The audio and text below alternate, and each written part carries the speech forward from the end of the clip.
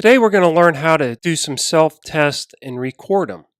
So the first thing you want to do is come to digestrealfood.com and click on the self-test tab.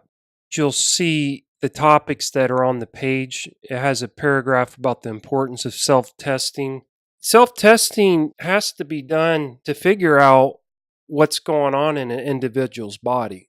People can experience health issues and symptoms for totally different reasons. For example, people can gain weight for different reasons, an electrolyte imbalance for different reasons, insomnia for different reasons. People can have immune system issues for different reasons. By self-testing some of the major systems in the body, you can see if it's struggling to maintain the preset parameters that it's trying to stay in. And that way you can tell what systems may need some help to start functioning properly again. To perform self-test and record them, first of all, you want to start and make sure you have the proper equipment. That's section 2 on this page. So all you need is a timer. You can use your cell phone.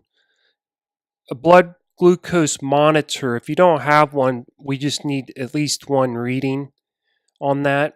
So I wouldn't recommend purchasing one. The pH strips are very important. And as you see in the email that I just sent you, that just saliva pH alone gives us so much information. And it's so crucial to monitor that. It should have been taught to us at a young age, just like brushing our teeth. We're monitoring, maintaining something in our body that's supposed to be happening. And when we see signs that it's not happening properly, we need to look at it, figure out why, and what steps would be appropriate to help it again. The reason I mention all that is the pH strips that I use, my co-practitioners use, and my clients use is this specific brand because it's a real narrow pH range. So you can see 5 to 9. We're only checking pH from a real small range like 5 to 7.5. So a lot of people try to use pH strips that they already have, but they're set up for different purposes. These actually are plastic, they're not paper, and the indicator reactants on these strips are really thick and big. They're real easy to read. So I highly recommend these. We're monitoring your health. The accuracy of the tests are important. I'd rather not have a reading than have a false reading. Take any steps you can to make sure you're getting accurate test results. It's also helpful to have your own blood pressure cuff so you can recreate the environment at your home and get accurate readings. Because when you do start to correct a health issue, this is important to monitor and get accurate readings to make sure that those steps are actually helping you to get the results that you want. So that's the testing equipment. Then you simply come down here. This is a record sheet. This will keep everything real organized for you and has a list of the self-tests too. Go ahead and download a copy of this. Then just an example, some of the test scores so you can see how it's supposed to be filled out.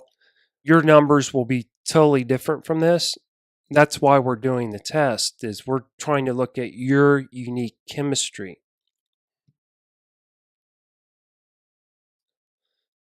So after you have your testing equipment and you have a printout of your testing sheet, you simply go to the third section, which gives all of the tests and a description on how to do them. As you do the test, you just record your numbers over here. So breath rate, that goes right here. Hold breath, fasting glucose. So it's pretty simple, guys. It's a new test. That's why I made this video, to walk you through it. A lot of these tests many people have done. The important, very important thing I can't emphasize enough is this section right here. You want to make sure you're keeping records, and also the testing needs to be done 2 hours after eating. That allows your blood sugar and insulin and everything to be at rest. You don't want any external factors. You don't want to drink anything 20 minutes prior. You don't want to smoke a cigarette. You don't want to have caffeine. You want your body to be baseline normal. We're trying to figure out how your body operates with no other stimulus. So, for example, if someone has low blood pressure, but they're eating sugar or smoking cigarettes all day, we anticipate that their reading is going to be higher than normal. We understand why people use those things because it helps you maintain your blood pressure. But what we're trying to do is get a real good baseline and figure out what's going on, what systems are having trouble in your body. So please, it's so important I even put this on the bottom of each test day. It's better to have no reading than to have an inaccurate reading.